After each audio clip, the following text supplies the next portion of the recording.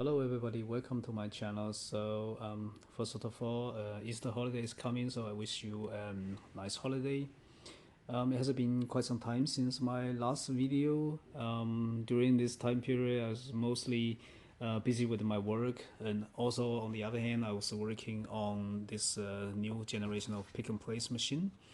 As you recall, the old generation, I modifying from the 3D printer to a pick and place machine. Most 3D printer come with like around print play 220 millimeters or a little bit bigger. And when I'm making the small board, it's fine, it's good. But when I want to make bigger boards, then I start running out of the space.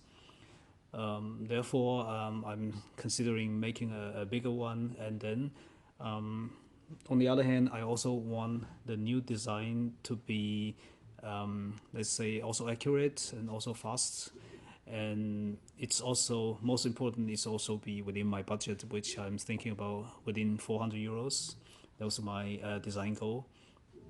Therefore, you can see I made this one. So this is basically the aluminum frame with all metal, basically, and the size is like 40 centimeter by 30 centimeter. So with this size, it's kind of easy to put on my desktop besides my computer. And also, I have used the linear guide for both x and y and z axis, so that it can be just to be more stable. And then I also use the two head design, so basically it will be faster. And you can see here is also the top camera, bottom camera, and fiducias.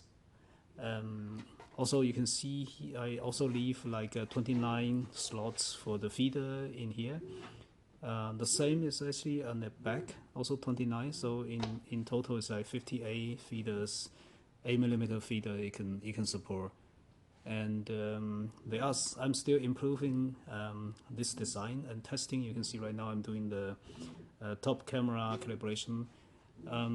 So I also leave some place because I want to also design the automatic feeders. So therefore I leave some like slots here. Later I will be designing the PCB for the automatic feeder position, just like in the 3D printed version that I have.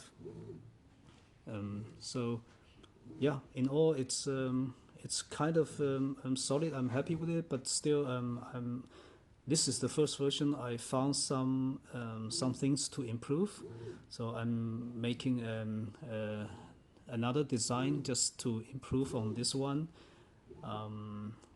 Yeah, I'll update. The other thing is you probably recognize those designs. It's from my 3D printer models, and I think I will reuse quite some of the models, and then later I can use here. And because this is like aluminum frame, it's very easy to drill. To if you need a hole somewhere, you can just drill somewhere. Use the normal drill, and then you can customize it. So it's quite easy. So this is basically made for DIY for myself, and yeah, that's basically I will keep improving it. So if you are interesting, if you have any like feedback, just feel free to leave in the comment. If you are interested, you can also +1 in the comment. So yeah, thank you very much, and see you next time.